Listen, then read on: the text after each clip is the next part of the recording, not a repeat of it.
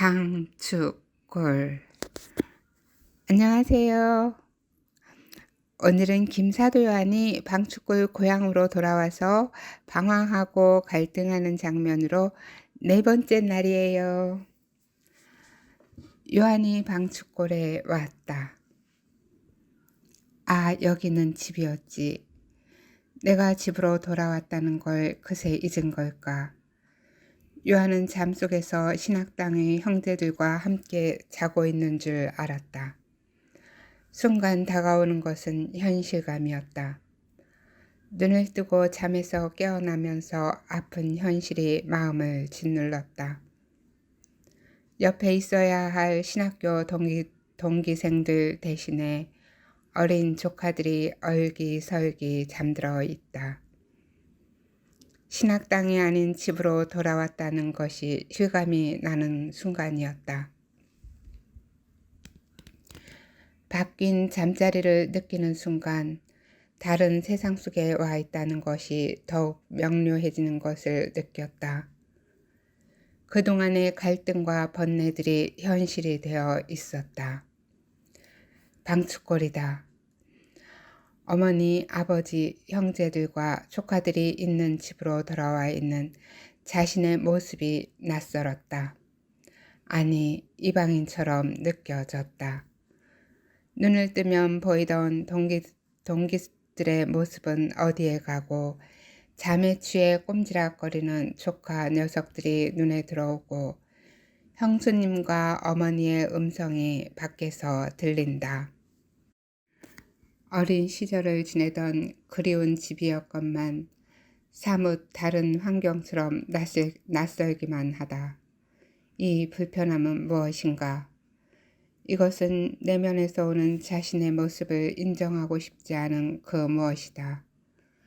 요한은 신학교에서의 규칙이 몸에 배어 있어 어둠이 걷히기 전에 눈을 떴으나 일어나지는 않았다. 아이들이 잠에서 덜 깬 목소리로 웅얼거리더니 눈을 비비며 일어나 밖으로 나가고 나서야 요한도 일어났다. 그러나 밖으로는 나가지 않았다. 조카 녀석들이 새벽 어둠 속을 뚫고 물동이에서 한 조롱박씩 물을 떠서 씻고 들어왔다. 그제서야 요한도 밖으로 나가 씻고 들어왔다. 아버지와 형들이 자리를 하고 어머니와 형수님들도 아이들을 품에 안고 나란히 앉았다. 아침 조가 시간이다. 아침 신공 시간이다. 신학당에서 형제들과 소리 맞춰 찬미가와 시편을 바치고 말씀을 낭송하던 일은 이미 먼 옛날처럼 느껴졌다. 가족들과 나란히 앉아 찬가와 시편을 암송하고 신망의 삼덕을 고백하며 천주님을 믿고 천주님 나라 가기를 소망하며 천주님과 이웃을 사랑하며 오늘 하루도 천주님이 주신 길 안에서 천주님이 뜻 실천하겠노라고 다짐하며 도움을 청하였다. 아, 얼마만인가. 신학당에 입학하기 전에 늘 가족들과 하던 기도이다. 새롭다. 아니, 감동적이다. 요한은 목소리가 떨려 입을 맞춰 응성을 할 수가 없었다. 눈물이라도 쏟아지면 가족들 앞에서 무슨 망신인가 싶어 아예 입술도 열지 못하고 속으로만 암송을 하였다. 가족들은 조가를 마치고 형수님들은 부엌으로, 아버지와 형들은 들로 나가기 위해 준비를 하고 요한은 무엇을 해야 할지 몰랐다. 밖은 이제야 막 동이 트려는지 부옇게 사물들이 드러나기 시작한다. 둘째 형 파비아노가 아버지께 묻는다. 아버님, 한이는 좀 쉴 겸 집에서 애들하고 있는 게 좋겠지요? 그래라. 어머니는 막내 아들을 바라보며 묻는다. 한이야, 먼 길 오느라 고단할 테니 좀 더 자야 하지 않겠니? 요한은 어머니의 말씀을 따랐다. 엄니, 지는 조금 더 잘게요. 그래요. 좀 더 자고 일어나서 조반을 먹도록 혀라. 아무 생각하지 말고 우선 좀 푹 쉬어야 할 거요. 하며 어머니는 가지런히 개어 놓았던 요를 다시 펴주고 나가신다. 아이들은 마당을 쓸며 장난을 치고 있다. 다들 각자 자신들의 자리로 돌아가고 요한만 멀뚱하니 방에 앉았다. 어머니가 펴놓은 요를 바라보며 누워도 되나 하는 생각이 스친다. 한 번도 이런 일은 있은 적이 없기 때문이다. 다만 전에 열병으로 누워서 일어나지 못하고 밤낮으로 누웠었던 적은 있다. 요한은 어머니가 펴놓은 이불 위에 누워 어느새 깊이 잠들었는가 보다. 어머니가 한이야, 일어나서 조밥 먹고 더 자거라 하며 흔들어 깨울 때에야 간신히 눈을 떴다.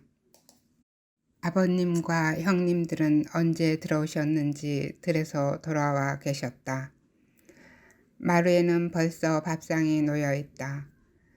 아버님과 형님들의 밥상이 있고 어머님과 형수님들이 아이들을 데리고 앉아서 기다리고 있다. 구수한 된장 냄새와 생선 구운 냄새가 허기진 배를 자극했다. 요한은 일어나 마루로 나가 앉았다. 조카들과 형수님들 보기가 민망하여 고개를 들지 못하고 어머니가 앉으라고 하는 밥상 자리로 갔다. 아버지께서 성호를 그으며 식사 전 기도를 바치고 수저를 드시자 아이들이 삼촌 덕택에 오늘은 진수성찬이여요. 지는 오늘처럼 푸짐한 밥상은 처음이구먼요. 하며 조카 아이들이 환호성을 질렀다. 형아 이게 쌀밥이요? 응, 쌀밥이요. 이건 신부님이나 오셔야 나오는 밥인데 오늘은 삼촌이 오셨기 때문에 우리까지 먹는 거요.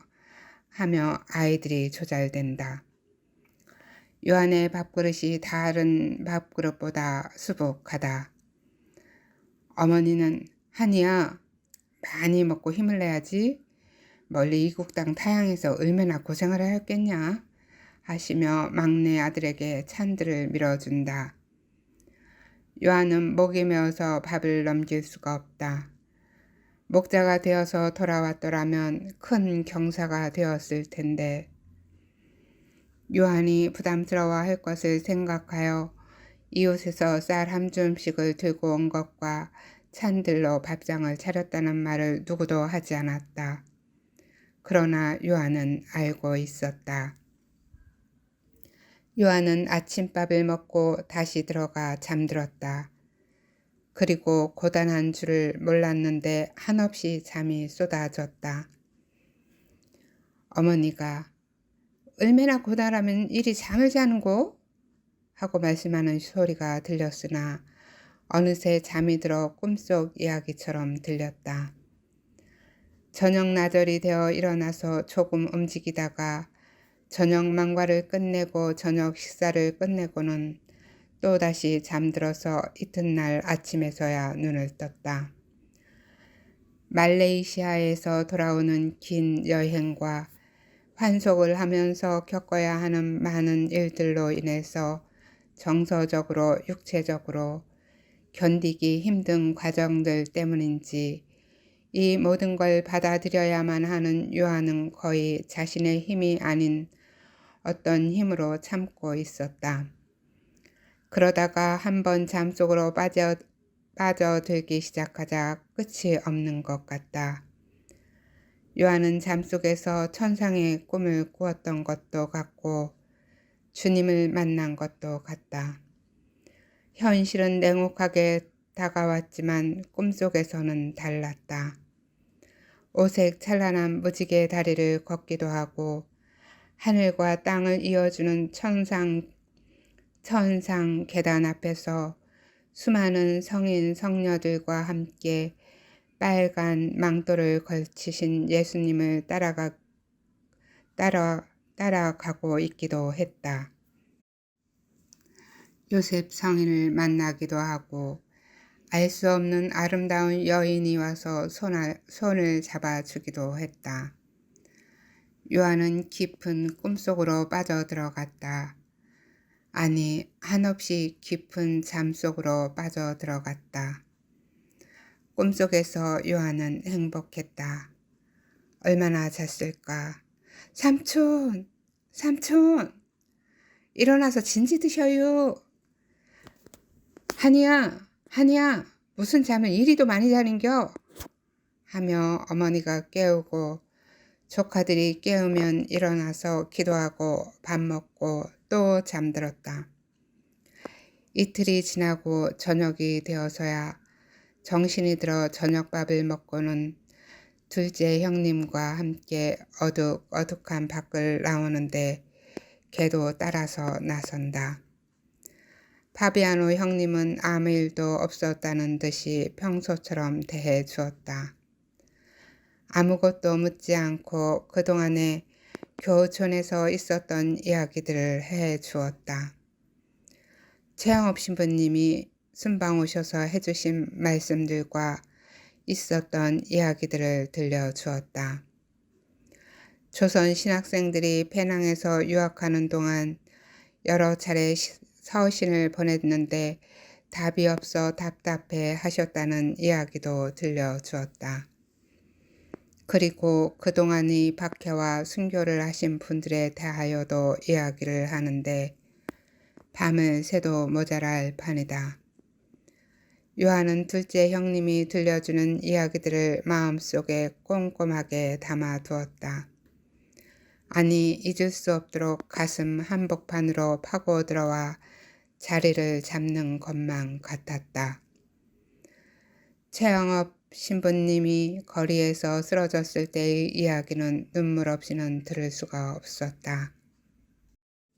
한겨울에 교우들이 영혼을 살리기 위하여 자신은 잠도 자지 못하고 먹지도 못하고 길고 험한 길을 오가며 성사를 주고 성무 집행을 하시느라 병이 나서 거리에서 천상을 맞이하셨다는 이야기를 듣다가 커다란 복숭아 씨앗이 목에 걸린 것처럼 목까지 차오는 감정을 주체할 수가 없어 참다가 터뜨렸다.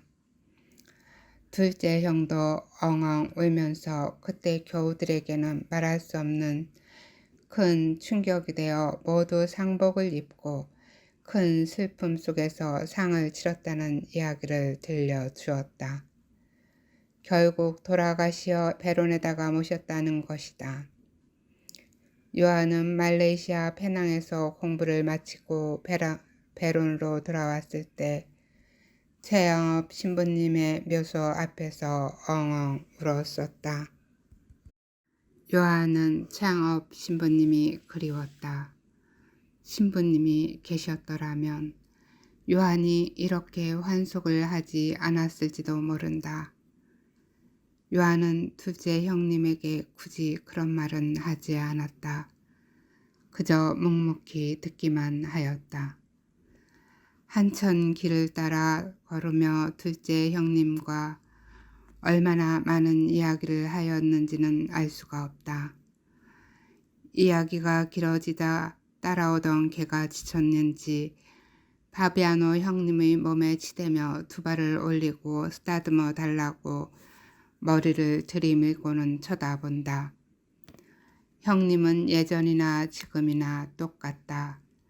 그래, 니는 호랑이 멘치 용감하고 갓난애기 멘치 순한 동물이니 니 할 일을 다 하여라 하며 쓰다듬어 주니 형님의 몸에 기대어 올려놓았던 두 발을 떼어서는 묘기라도 하듯 두 발로 서서는 형님을 쳐다보는 것이다. 자신도 모르게 예전의 생각이 나서 피식 웃고 말았다. 형님은 여전하시네요. 응? 뭐가? 형님은 항상 개가 와서 몸을 치대면서 타고 올라오면 항시 그렇게 말씀하셨잖아요. 너는 호랑이맨치 용맹하고 갓난아이처럼 순한 동물이 되어 네 할 일을 다 해여라 하면서 쓰다듬어주면 걔가 알아듣고는 두 발로 자랑스럽게 서서는 묘기를 부르며 형님을 바라보곤 했었잖아요. 고마운 동물인데다가 나는 이놈들이 참말로 좋단 말이요. 지도 엄청 좋아했어요. 형님이랑 호돌이가 친할 때 지는 셈까지 냈는걸요. 호돌이 그놈은 최양업 신부님 오셨을 때 거룩한 죽음을 맞이했구먼. 아, 결국 그랬군요. 형님 마음이 많이 아팠겠어요. 사람이나 동물이나 한 번은 죽어야 하는 게 자연의 이치이고 순리인데 그놈은 우리 마을을 지켜주다가 우리 마을 사람들이 먹거리가 되기 위하여 목숨을 내주었으니 참으로 훌륭한 놈이었다. 사람도 하긴 힘든 일을 하는 훌륭한 놈이었다. 요한은 최양업 신부님이 베티로 부임한다는 소식을 아버지로부터 듣던 날이 생각이 났다.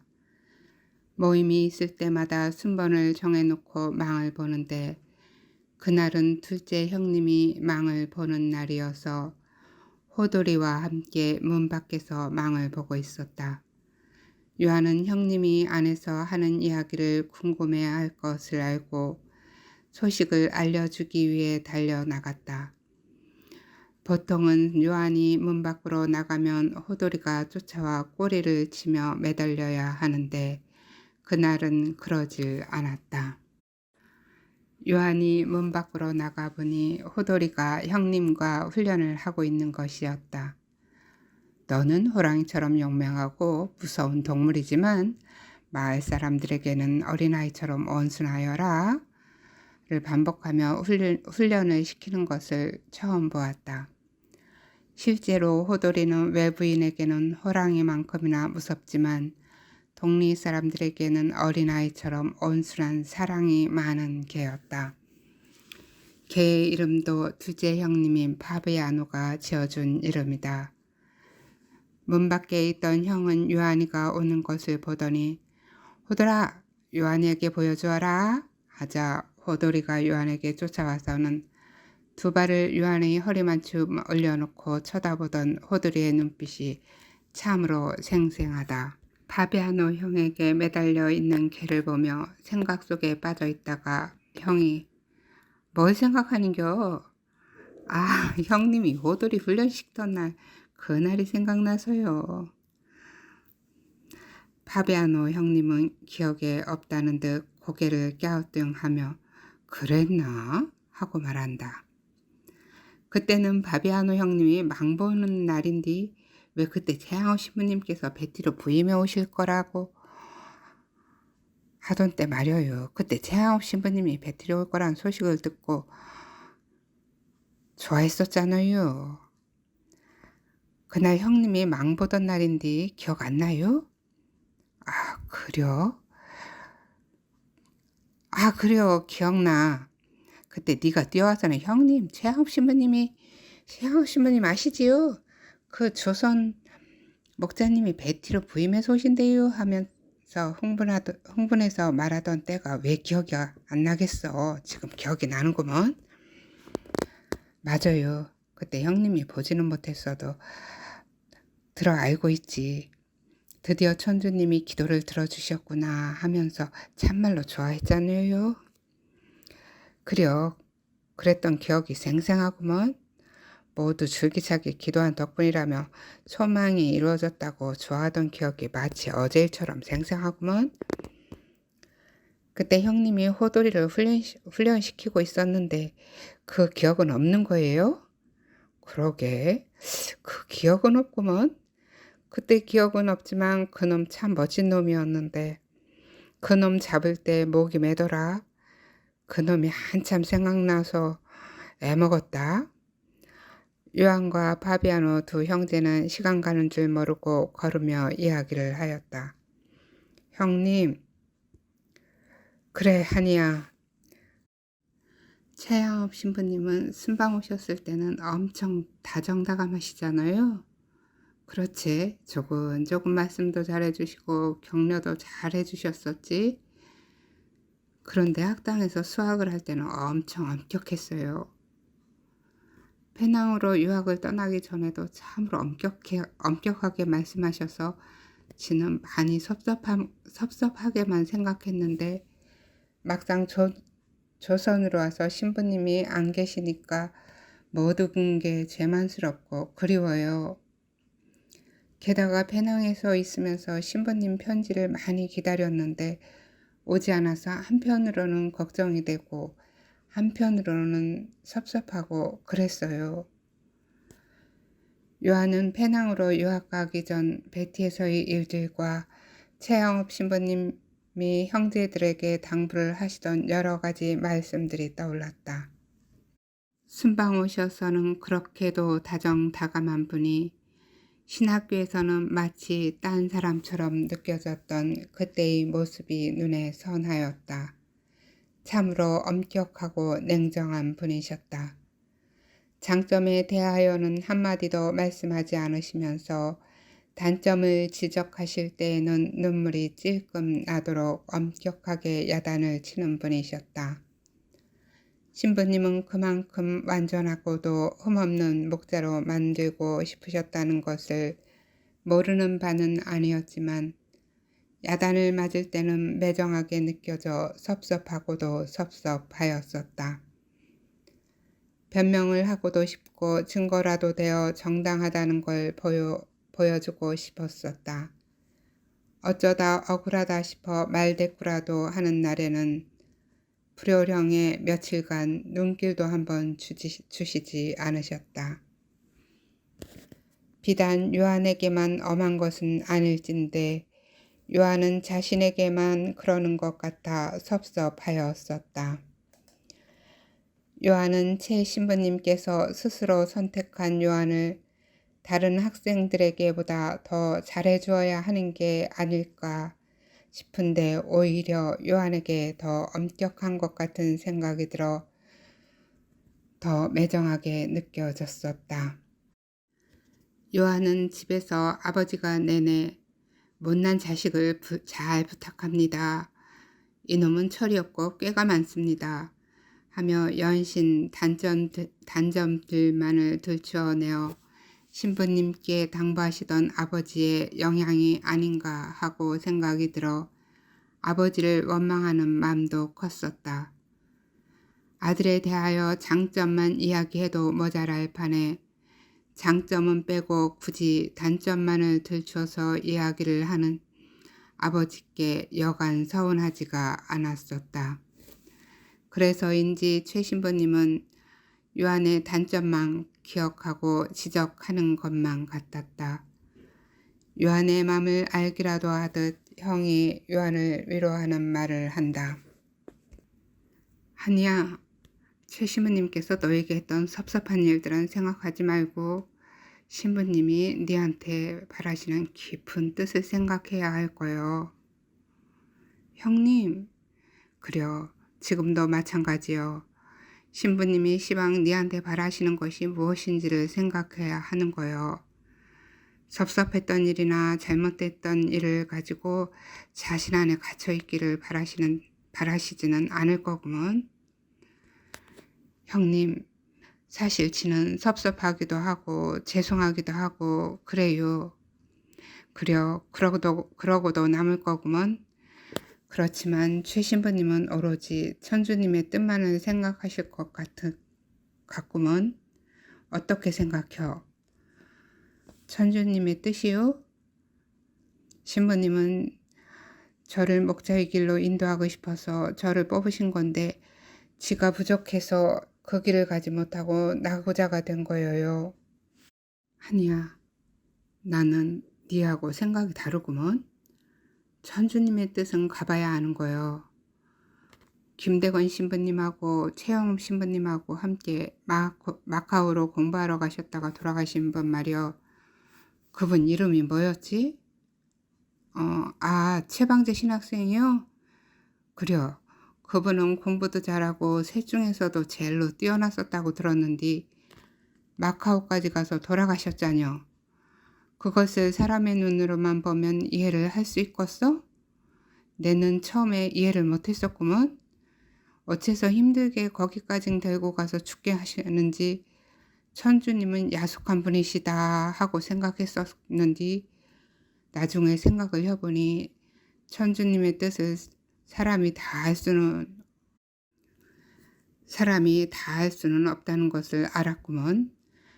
그러니까 너를 최양업 신부님을 통해서 신학생으로 뽑으신 분도 천주님이시고 페낭까지 가서 수학을 하게 하신 분도 천주님이시라고 생각하는구먼. 그러니 남은 인생도 천주님이 어떤 계획을 가지시고 우리를 이끌어 가실지 아무도 모르는 거요. 형님, 저는 지금 아무것도 모르겠어요. 내가 뭘 잘못했는지, 무엇을 해야 할지 모든 게 막막하기만 해요. 그려, 니는 지금 안개 속에 있는 것처럼 답답하기만 할 거요. 그렇지만 조금만 지달리면 해가 나고 안개가 걷히듯이 너희 길도 드러날 것이구먼. 그러니 참고 지달리는 게 중요한 거요. 천주님은 네가 그릇이 되니까 너에게 이 길을 맡겨주신 걸 거요. 너를 쓰시기 위함이라고 내는 생각하는구먼. 최방제 신학생도 천주님의 도구였던 거지요? 최방제 신학생의 삶이 무의미하게 느껴질지 모르겠지만 나는 최방제 신학생은 순교자나 다름이 없다고 생각하는구먼. 감사합니다. 오늘은 여기까지 읽겠습니다.